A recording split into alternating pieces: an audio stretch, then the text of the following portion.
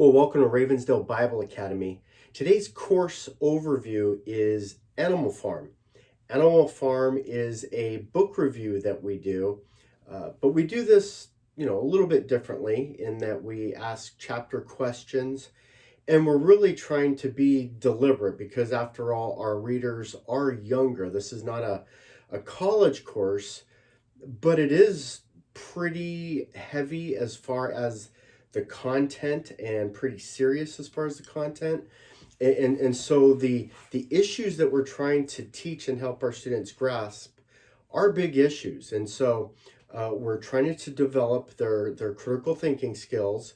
We're not trying to spoon feed them the answers, but we are walking them through the answers because, like I said, this is geared towards really junior high and high school students, and it's designed to help coach them through the book review. And so Animal Farm is a phenomenal book. It's absolute must reading for any real education. And the reason why we're picking this as one of our first go-tos is because, ironically, this is one of the main issues of our day. We're still in the battle for what form of government is the best. And so we thought we had fought this battle.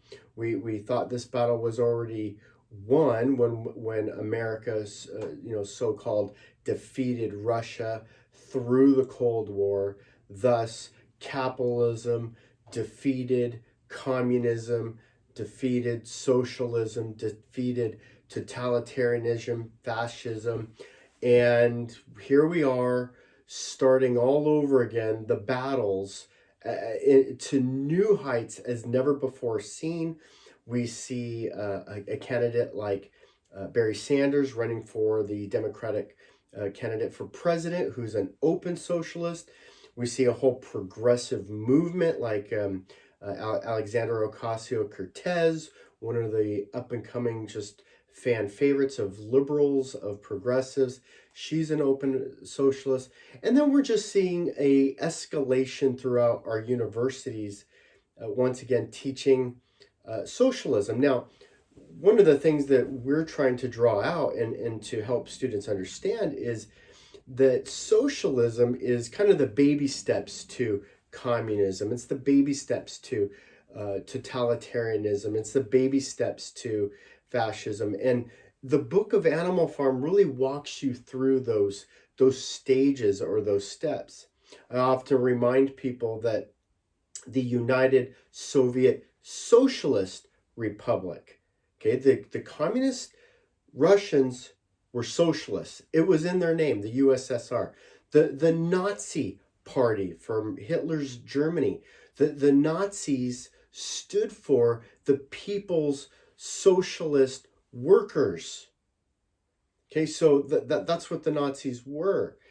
So we tend to want to water down what socialism truly is. But in order for socialism to win, in order for socialism to push through, it's going to end up becoming some form of dictatorship. And that's what Animal Farm does. Animal Farm reveals the great line, the great lie. It's through anthropomorphism. It takes a farm, and so the farm animals are speaking. The farm animals are looking at the mankind and saying, hey, look, we can overcome man. We're the ones doing all the work anyway, right? So you see right away, you see the class struggle between the workers and the wealthy elite. And so what happens in the book is there's a revolution, right? There's a revolt, and the farm animals take over because man is the problem. The rich, the haves versus the have-nots. That's the problem. And so once the animals get in charge, well, all will be well. Well, what did we find out? That the animals then start forming their own forms of hierarchy. And so the seeds are always fear, they're always discontentment, they're always jealousy. We always see the pitting against rich and the poor, the pitting against class envy. The Bible tells us, look, don't covet, learn the secret of contentment. But we haven't learned yet. And so it becomes essential for us to read books like Animal Farm, where we're going to learn some key lessons, right? Some of the lessons we're going to learn is, look, there's always poor, there's always rich.